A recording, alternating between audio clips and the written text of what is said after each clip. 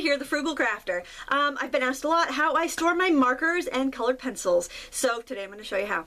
I have to confess, I love colored pencils. I always have. I love watercolor pencils, pastels. I love all that stuff. So I've tested a lot, and I enjoy using them. So I have probably more than you do.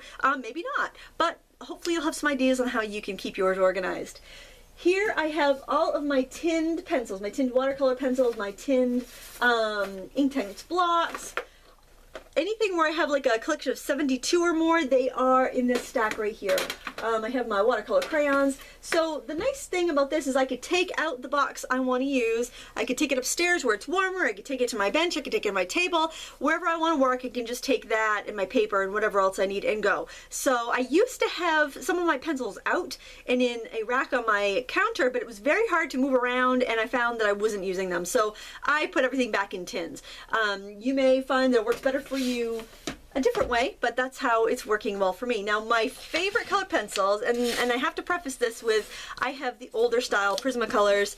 My favorite color pencils are Prismacolors. My husband built me this box, which I did a video on already, and the nice thing about it is the lid doubles as a work surface, so I can take this whole thing upstairs and set it on my lap, and I can color right on the work surface, and that works out extremely well for me. The thing I really like about this is that it's all divided by color, and I have all my pencils within reach.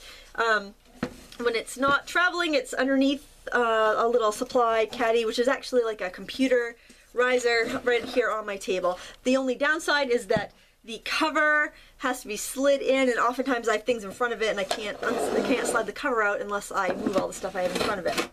And if I have smaller, I also have like smaller sets of pencils over here, like the Spectrum Noir, for instance, come in sets of 24, so their tins are smaller, so I keep them all stacked up here. I also have an inexpensive set of pastels here for the moment where I'm sitting here and working. I just want to grab some pastels. My more artist quality pastels are on a different shelf entirely. I have a little domino box. This is just a little tin, and before I buy a set of pencils rather, I'll get a couple open stock and I'll try them out, and if I like them, then I'll invest in the set. If I don't like them, then they just go in here, and I can lend them to somebody else if they're looking to try these pencils before they buy them, because sometimes if a pencil's not right for me, it doesn't mean it's bad. It could be right for somebody else. So those are open stock, lonely onlys here.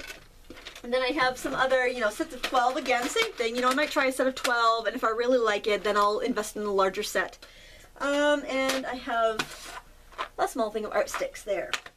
And over here I have more colored pencils, watercolor crayons, and other things that are more in the 48 set range. Also some oil pastels.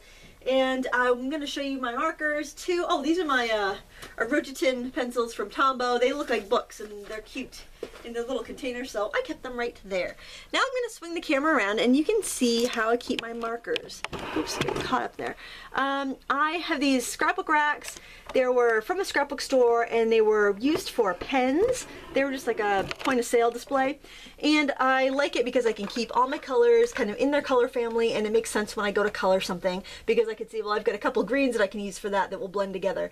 And I do mix and match my brands of alcohol markers, so it works just fine. I have all my watercolor markers over here, as well as some other random pens. I have fewer watercolor markers because I find that I can blend them a little easier without all the colors, so I don't need as many shades of watercolor markers as I do alcohol markers.